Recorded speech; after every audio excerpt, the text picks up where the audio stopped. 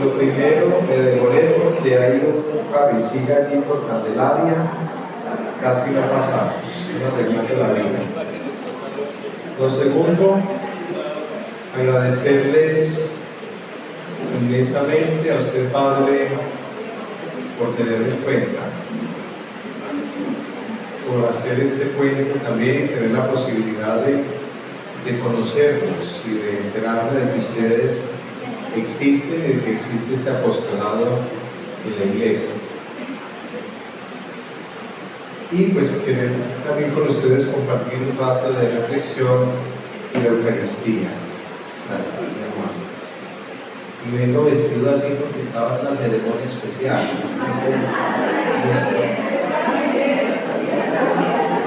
No estoy cocinando. Bueno, listos. Bueno, ¿de dónde vienen? A ver, pues,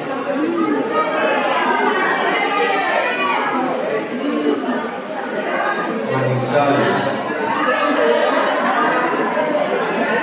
Bogotá, Medellín,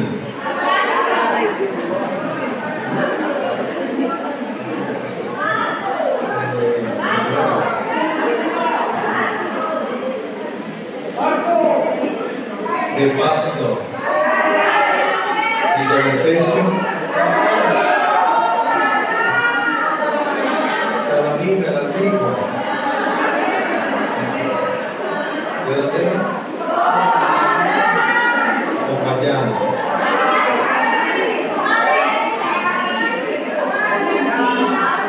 ¿De dónde?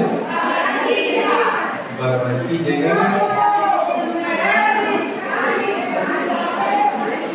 ¿Y quiénes son de Palmira? No los conozco sino ustedes. Palmira. Muy bien. Bueno, miren, quiero compartir, a partir de lo que me pidieron, una reflexión muy sencilla sobre lo que estamos viviendo en el año, que es el Jubileo de la Esperanza, y de qué manera uno puede entresacar de la vida de San José esa virtud. Yo voy a empezar como con una sensación, un sentir que he tenido hace unos días. Yo llegué a la diócesis hace 8 meses. Yo fui consagrado el 10 de agosto, obispo. Trabajé 26 años, 25 en el clero de Buga. Allí trabajé muchos años en el seminario, fui formador, fui rector del seminario, bueno, fue una cantidad de servicios hasta que llegó pues esta nueva tarea. Y llegar pues ha sido un aprendizaje en todo sentido, hasta conocer las calles, porque de Palmira yo conocía el paso acá y una más, pero ya tener que ir solo a la parroquia, es decir, la vida cambió totalmente. Ese es el primer signo.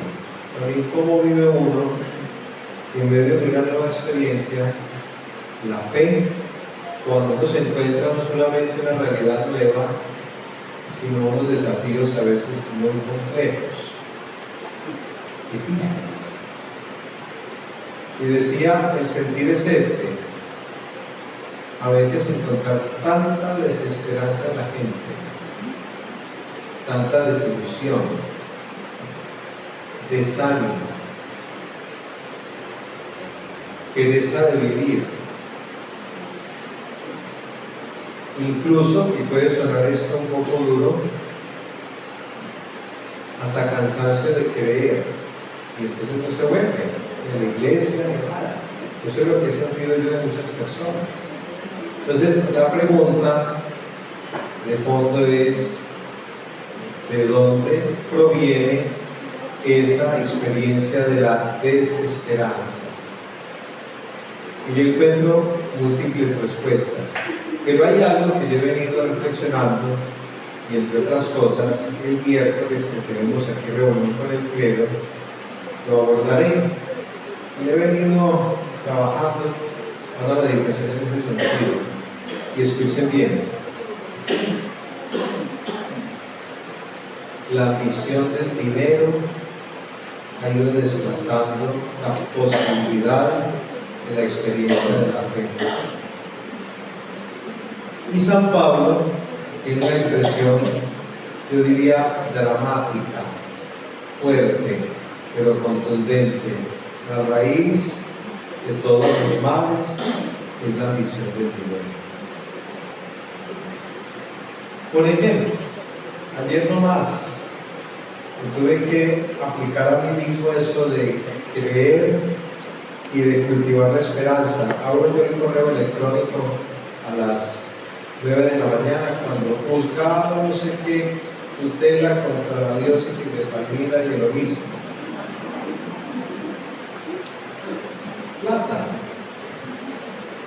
Una persona que trabajó, etcétera, y tiene unas pretensiones.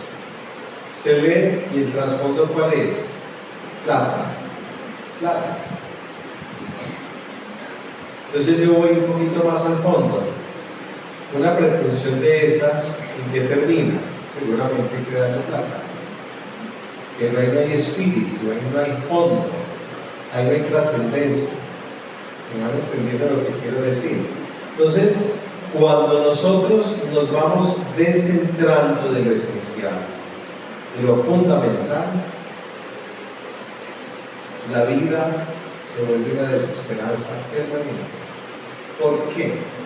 Y atención a lo que voy a decir. Porque el hombre, creado por Dios a su imagen y semejanza, tiene una estructura profunda interior que solo puede encontrar plenitud en aquel que lo pensó y lo creó, en Dios, no más. Usted puede buscar todas las posibilidades aparentes de realización fuera de sí mismo y yo le aseguro y no me equivoco, no va a sentir plenitud. Llegó una señora estando allá en el seminario en Puga, tocó la puerta, yo salgo, me dice, vengo a traerle una ayuda para el seminario, unos mercados. Cuando se despide me dice, padre, rece por mi familia. En mi casa somos tan pobres que lo único que hay es dinero. Y eso no se me olvida, porque yo decía, qué duro que el corazón se puso en una cosa que no es Dios. Y me decía, en mi casa pelean por una devuelta de 200 pesos. Al poco tiempo, el papá de esa familia se murió repentinamente. Es que queda, dígame qué queda. ¿Qué se lleva usted cuando se muere? No, nada, no. Usted se lleva, no, que nada. Como lo decía uno estos días, ni siquiera la última comida. Se lleva usted el bien obrado por los demás. No más. Entonces, ¿cuándo empieza a haber desesperanza? Dije ahora, cuando uno se va descentrando de lo esencial, cuando se pierde el enfoque central de la vida, que es poner allá en el punto culminante a Cristo. Y tengan cuidado, ahora que estamos en la Cuaresma, hagan un buen examen de conciencia, revisen. Pero créanme que esto yo lo he trabajado y lo he pensado. Miren el panorama del país. Todo, si usted lo quiere resumir, tiene como trasfondo plata, dinero. Y Jesús en su eterna sabiduría, ¿qué nos dijo? No puede servir o Dios o el dinero. Los apegos. Y cuando yo digo plata, cuando yo digo dinero, no solamente monetario, es todo lo que eso conlleva. La ambición, la corrupción, los vicios, la lujuria, la idolatría frente a las personas, frente a una ideología, frente a un capricho, frente a una figura. Y les cuento esta experiencia. Se murió un sacerdote, usted lo conoció.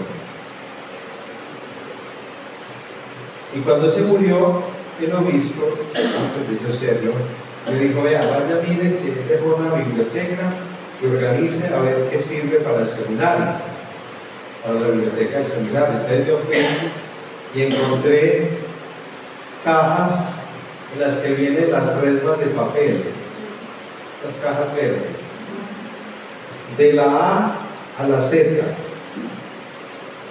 A, B, C, hasta la Z. Entonces yo dije: si eso es así de organizado, una maravilla, porque no se van a llevar y el orden uno pone allá en las estanterías. ¡Qué sorpresa! ¿Saben qué encontré? No, plata no, nada.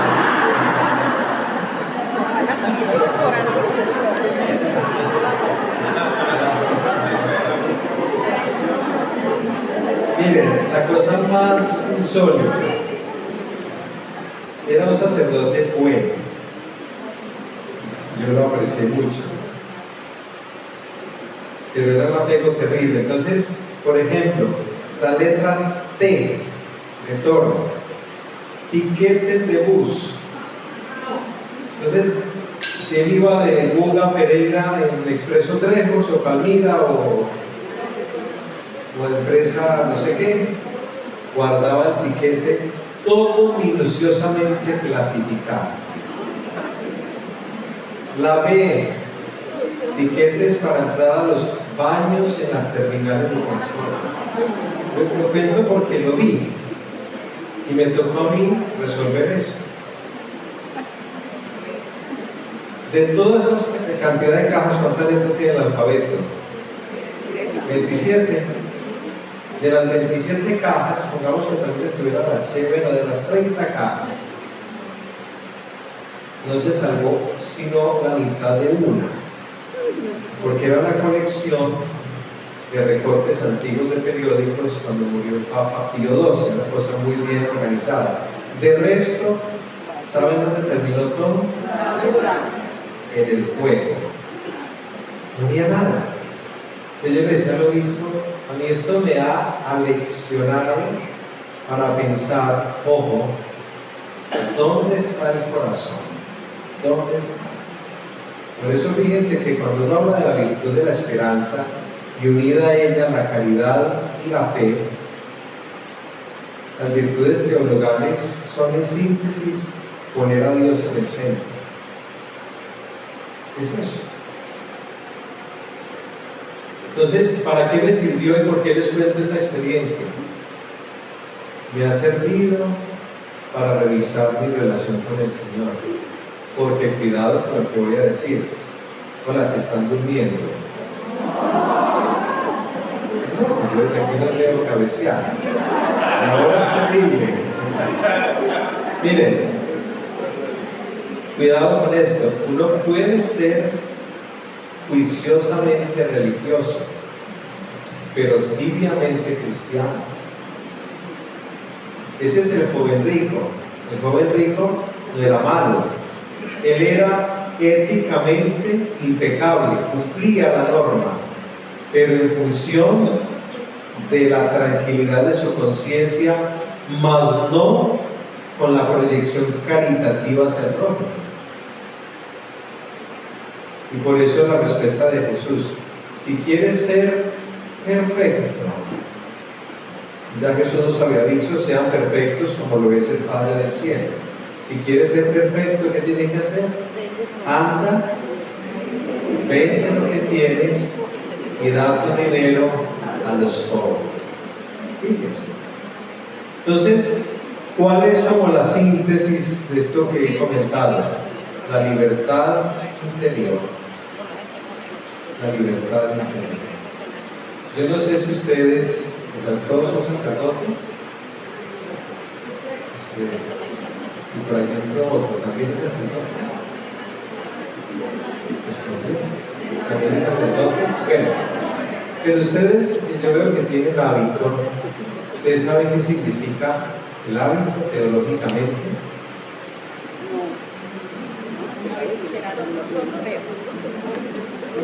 Qué pena, los escuché, ¿no?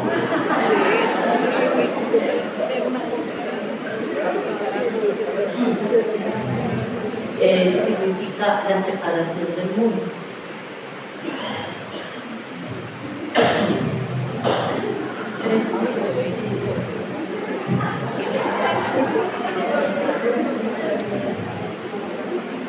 Más o menos.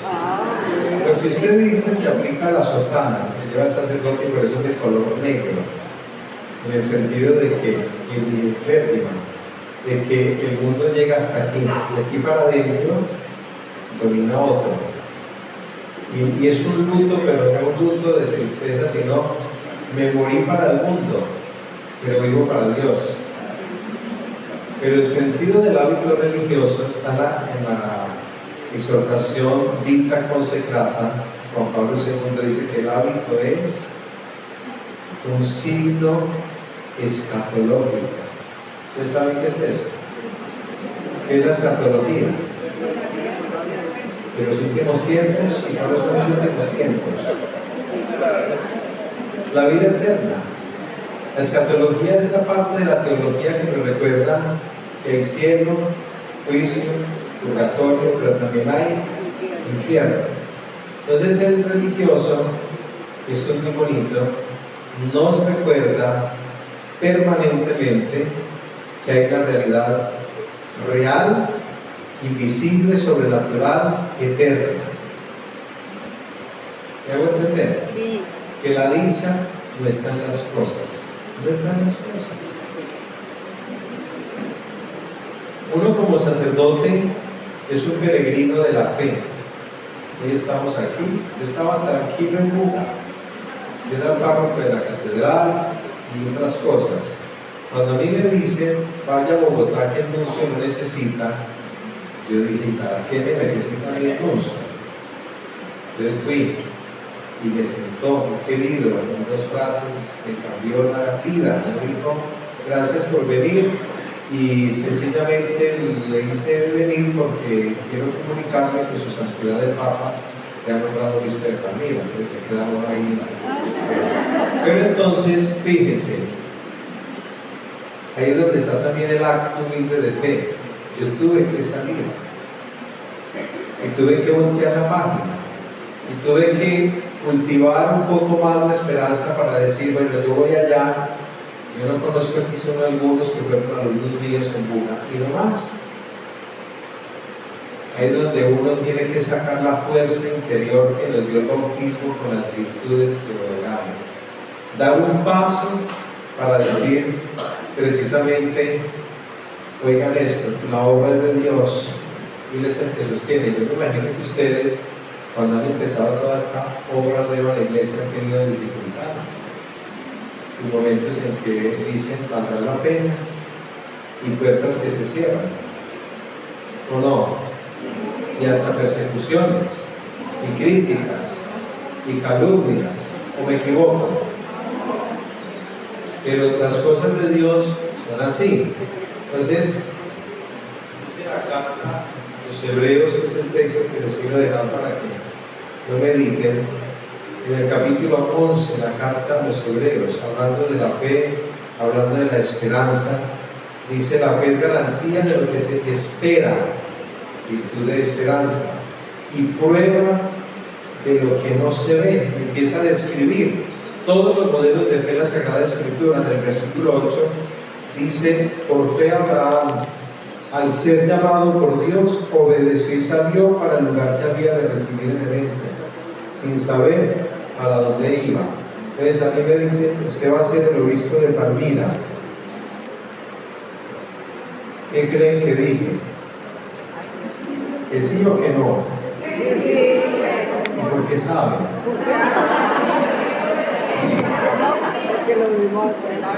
No es fácil, o sea, yo les estoy compartiendo como desde mi experiencia. No es fácil enfrentarse a una realidad totalmente nueva. Porque es que yo allá, cualquier cosa, no, pues digámosle al obispo, llamémoslo, ahora me llaman a mí. ¿Entienden? Una dificultad, llamo sacerdote, una religiosa, un laico, ¿qué pasó esto? Entonces, ¿cómo logra uno sostenerse, mantenerse y cultivar siempre la esperanza en medio de las desilusiones? Diciéndose a sí mismo, Señor, la obra es tuya. Si no, uno no es capaz. Segundo elemento de reflexión. En diciembre, una señora de la diócesis me dijo: yo quiero invitarlo a mi casa, a un sancocho, con sus papás. Yo tengo mis papás, gracias a Dios, aún. Y entonces pues el sancocho era acompañado de dulces navideños, manjar blanco, desamargado y regalos. Y la señora feliz, matada de la dicha, como dicen, pues porque pude ir a la casa de ella, una casa campestre, porque fueron mis papás viviendo. Hace un mes se murió. Se fueron los exámenes, le dijeron: vea, ¿usted por qué no se aplica estas vitaminitas? Estos refuerzos, pues, ¿cómo se llamará eso? Unos sueros, sí, pero así como al estilo, perdónenme, yo no sé explicarlo, Vive 100, esas cosas. Se infartó. Energizantes. Entonces, gran sorpresa, pero si es que estaba ayer bien y a mí me había escrito preguntándome por mi familia. Se murió. Entonces, la segunda gran reflexión es tomar conciencia de que nuestra respuesta a Dios temporal es en el presente. Yo a eso le trabajo también y créanme que me ayuda mucho a vivir tranquilo. Porque si uno, en el caso del obispo, se angustia, se desesperanza. Y si se desesperanza, se desespera, y entonces los problemas se vuelven mucho más graves.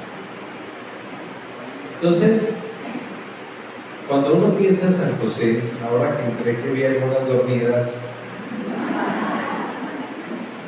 uno piensa, eso tan lindo que pone el Evangelio, cuando se despertó del sueño, ¿qué pasó? Hizo lo que el ángel le había indicado. El presente es la oportunidad irreemplazable de la respuesta a Dios.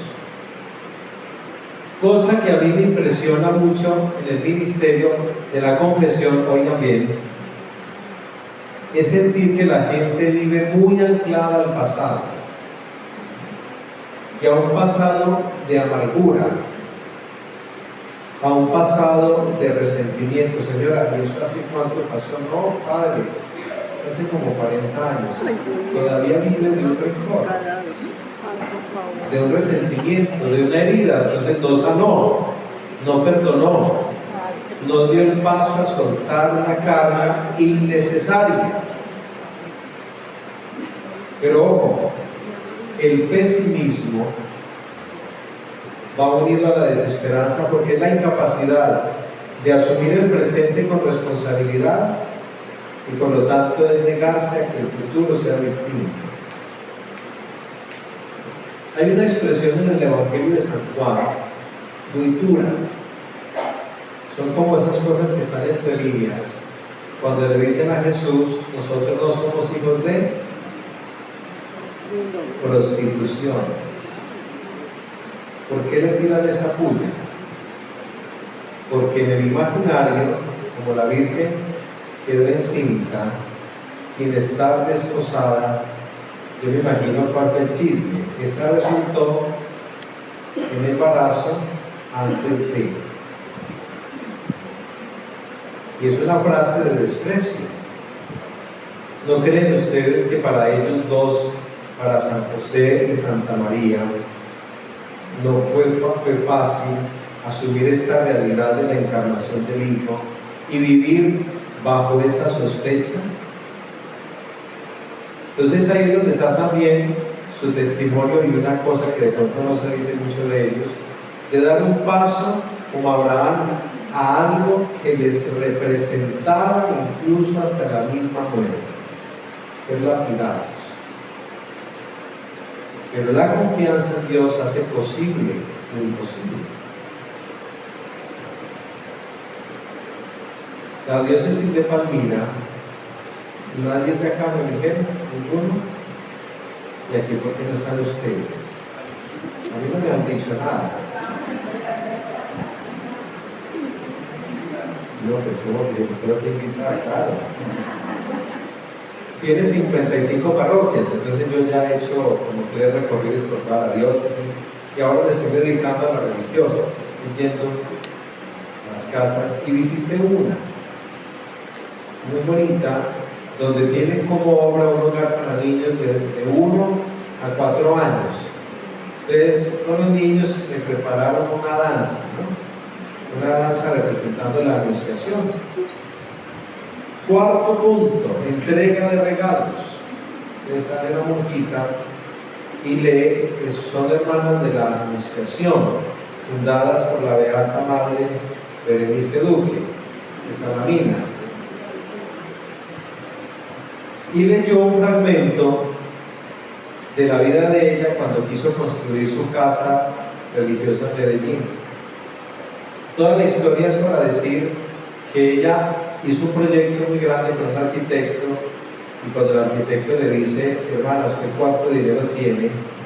Y ella le dice, nada. El tipo se enojó y se fue. Pero ella decía que conservaba como una especie de monedas espirituales. Esa era su riqueza, ese era su capital. Entonces, en el encuentro con los niños me regalaron una monedita que es sencillamente el voto de confianza en la providencia, y logró hacer una cosa gigante, y es la comunidad religiosa que más casas tiene en Palmira. Tienen 14 casas, obras de niños, de jóvenes, ancianos, etcétera, colegios. Para decir que cuando se da el paso en la fe como Abraham, se da un paso de esperanza para permitirle a Dios que haga en mi vida lo que Él quiere. Y siempre lo que Dios quiere para nosotros es lo mejor. Sí. Así uno lo entienda. Entonces ahora en enero yo hice los primeros cambios. 30 cambios. Yo creo que hasta ahí algunos me quisieron. ¿Y cuál fue la experiencia? La casa del obispo es aquí al frente. Hay una capilla. Padre, ¿cómo está viendo, Señor? Yo necesito hablar con usted. Ay, no, Señor, ¿y de qué será? No, aquí le cuento. Entonces lo espero. Ustedes llegan, pues, yo me imagino que a ustedes también les pasa cuando llaman al obispo y se asusta, ¿cierto?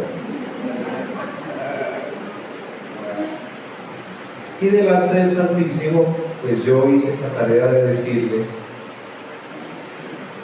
a dónde iba. ¿Cuál fue la respuesta de muchos? Donde usted me mande, yo voy, porque en la voz del obispo está la voz de Dios. Una actitud de esperanza y con alegría.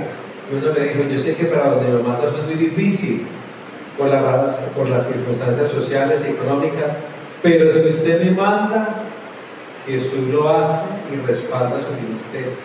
Otro se puso de pie y me dijo,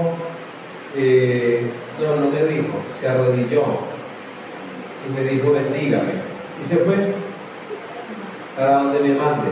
Otro sí me dijo, no. Entonces le dije algo muy sencillo: cuando uno no obedece, y esa es la contrapartida de San José, el que no obedece se dice sí a sí mismo y le dice a Dios no, porque la obediencia es un desacomodo total. No crean que fue fácil venirme de Buga para acá. Yo viví 22 años allá. Y el día que salí, que me trajeron para acá, yo salí llorando. Claro, eso no es de palo. Y el desarraigarse cuesta, pero la garantía de que quien está detrás de uno sostiene. Entonces, vuelvo a resumir este segundo elemento. El presente es la certeza, es el don, es la realidad. Hoy. Es hoy. Ustedes están teniendo aquí una experiencia de encuentro y yo sé que no es fácil porque ¿quiénes vienen de más lejos? ¿Cuál es el lugar más lejano? ¿De dónde? ¿De qué? ¿Pero de qué? San Gil. San Gil. Bucaramanga. ¿Cuánto les costó el pasaje? ¿Cuánto les vale estar aquí? O sea, uno piensa y todo eso tiene un alto costo, sacar tiempo, pero cuando se quiere, cualquier obstáculo se sale. Así es. Entonces, San José es el testimonio, se los digo, yo mantengo en la habitación 2 San José y debajo hago lo del Papa. Que tal padre no obedece, pongo un nombre ahí debajo. Y miren, hace 8 días les voy a contar este testimonio. Me salvó de un lío tremendo. No entro en detalles para no faltar de pronto a la caridad, pero fui a una parroquia a posesionar al Papa. Me dijo antes de la misa, necesito hablar con usted, Monseñor. Un lío jurídico tremendo que si reventaba, la parroquia iba a ser demandada junto con otras 2 instituciones por un accidente, 1.200 millones. Y dijeron, pues hay que vender la iglesia. ¿De dónde?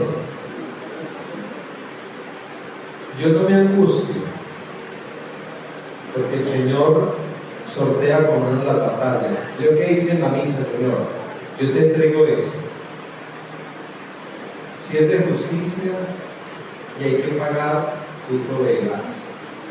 Si es injusto, tú pondrás la respuesta. Por supuesto no tiene que actuar, para llame ya mismo a tal abogado de la diócesis, etc.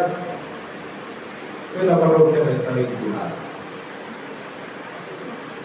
Nos salvamos de eso. Gracias al papelito debajo de San José. Entonces fíjense, y es una escuela también para uno. Si no crean que por uno ser obispo pues tiene plenitud de fe y de virtudes, por otro también es un creyente y uno hace un camino. Uno ha recibido la plenitud del sacramento del orden, pero es que uno nunca deja de estar sentado a los pies del maestro, nunca. Por eso hay una diferencia entre Jesús, maestro, y los rabinos. Ustedes escuchan muchas veces en el Evangelio que se acercan a Jesús los escribas y le dicen rabí, con ironía, con sarcasmo, porque para un maestro judío, un rabino, un experto en la Biblia, ¿cuándo terminaba el discipulado? Cuando el discípulo se aprendía de memoria la ley, la Torá. Entonces se graduaba de discípulo y pasaba a ser maestro y a repetir lo mismo. En Jesús, maestro, no es así, no hay graduación, porque tan grande es Dios como su conocimiento y tan pequeño es el hombre como su limitación. Entonces nunca se sientan concluidos en su camino de fe. Eso es un error. Ser siempre discípulo. Cultivar la virtud de la esperanza es mantener vivo el deseo de conocer a Dios siempre, y el conocimiento de Dios es inagotable. Y lo último, para que vamos a la Eucaristía, hágase una pregunta: ¿cómo es su oración? ¿Qué tan profunda es la calidad de su oración? ¿Qué tanto reza usted?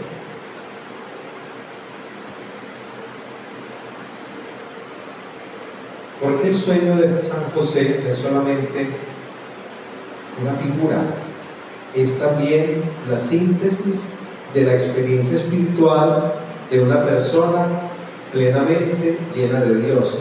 Era justo, santo.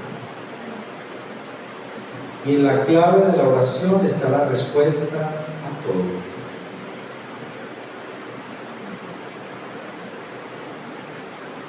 Entonces piense y revise. Usted le saca tiempo a la oración y seguramente me van a decir que sí. Pero a veces la oración se vuelve una monotonía. Rutina sí se necesita. Las rutinas sí son necesarias porque la rutina es la disciplina. Yo todos los días tengo que levantar temprano y amaneció lloviendo mucho. Y cuando aquí medio hace frío, pues uno aprovecha y saca la cobija para sentirse como en González. Y entonces está la tentación, ¿no? Pues es que usted es el obispo, usted se levanta a la hora que quiera. No, señor, levántese, haga ejercicio, báñese y rece. Esa es la rutina y hay que imponérsela, y si no, uno se desorganiza. Pero, ojo, puedo ser como el joven rico. Cumplo y quedo tranquilo, pero no me alimenté. Y les cuento una anécdota simple. Se acerca un seminarista, un alumno, y me dice: padre, los miércoles en todos los seminarios se tiene la tarde libre para salir a hacer diligencias, para hacerse motilar y bueno, lo que sea. Y me dijo: ¿se le da permiso de no almorzar y salir antes? Y le dije: ¿y dónde va a almorzar? Y me dijo: no, yo con 3 chococolos quedo listo. ¿Cómo así? Me dijo: sí, con eso quedo lleno. Le dije: sí, usted queda lleno, pero usted no se alimentó, usted se empachó de dulce. Nos puede pasar con la oración así. ¿Quiénes son de misa diaria? Levanten la mano. Yo también. Ojo, cuiden eso. Hoy decía en Candelaria: en el Señor hay que tener confianza, pero no ser confianzudos. Y a nosotros sacerdotes nos puede pasar que uno se acostumbra a las cosas sagradas. Yo hago algo, si a ustedes les sirve, y a mí me ha servido, y es siempre leer. O sea, uno de tanto repetir la misa se la memoriza, pero yo leo y yo sigo, porque el hecho de leer me obliga a pensar lo que allí está. Entonces, cuando uno se acostumbra a las cosas santas, empieza a aparecer la monotonía y se nos desdibuja la sobrenaturalidad de la oración. Esto hay que cuidarlo. ¿Usted cuántas misas celebró el domingo, padre? Bueno, 3 o 4. Yo estuve en la parroquia donde tenía que celebrar, era vicario, un domingo hasta 9 misas, las de heredas. La última suele hacer siempre uno como con una eucarística. Pero yo hacía esto, señor, es muy duro, o sea, 9 misas, terrible. Señor, los que están en mi 9ª misa están en su primera misa. Celebren bien. Es un esfuerzo grande. Pero entonces, termino. La calidad de su oración mide también la profundidad de su virtud de la esperanza. Es sencillo, hágase un examen cuando salga de la Eucaristía. ¿Cuál es la síntesis de lo que el Señor le regaló ahí? ¿Cómo lo va a aplicar? Las cosas santas se tratan santamente. Miren, yo les deseo lo mejor. Cuando el Padre me contactó, Gerardo, ¿no? Y me mandó los documentos y leí tanto lo que ustedes hacen. Yo pensaba de qué manera apoyo. Pues, el hecho de venir ya es un signo también. de decir esta pequeña reflexión con humildad, de estar en la Eucaristía, pero de decirles, miren, la iglesia los necesita. La iglesia los necesita. Y termino con esta figura. ¿Por qué los necesita? Porque la iglesia, ustedes y yo, la iglesia no es el mundo. Ojo con eso. La iglesia no es el mundo.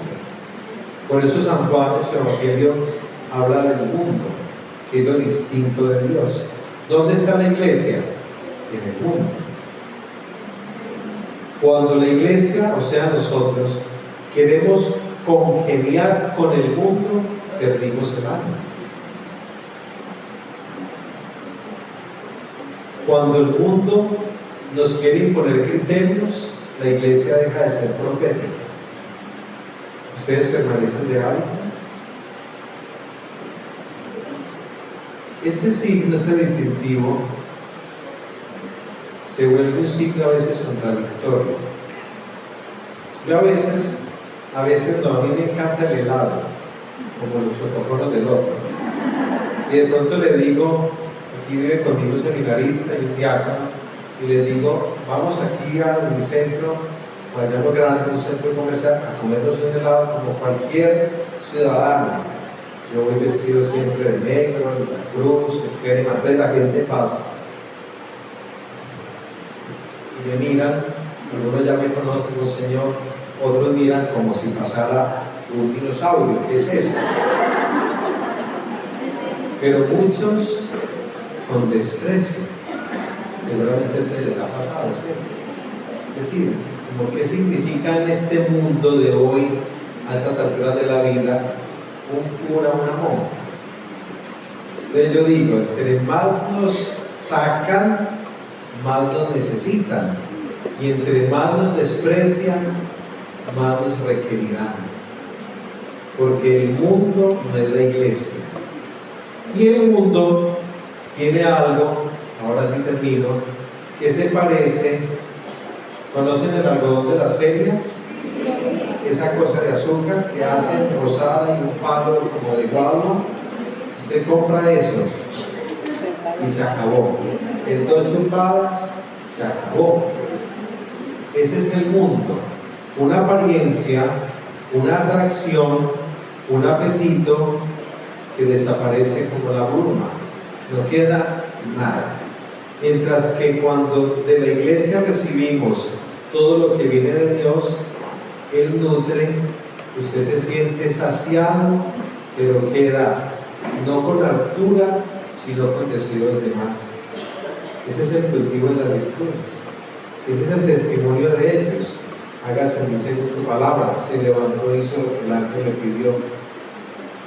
Repito, les deseo lo mejor y manténganse unidos. Cuidado con las divisiones. Cuidado con las divisiones. La división es la estrategia práctica del enemigo. Tal cual. Si alguien quiere hacer una pregunta, puede hacerlo. O un comentario. Ya pueden despertar.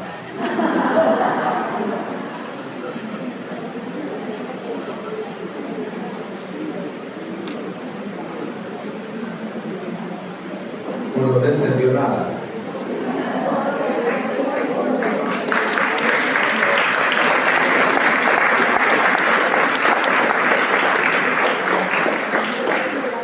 Gracias por este obispo, por la diócesis de Palmira, y gracias también por pensar en nosotros y en esta casa pastoral. Y disponemos entonces para la Eucaristía.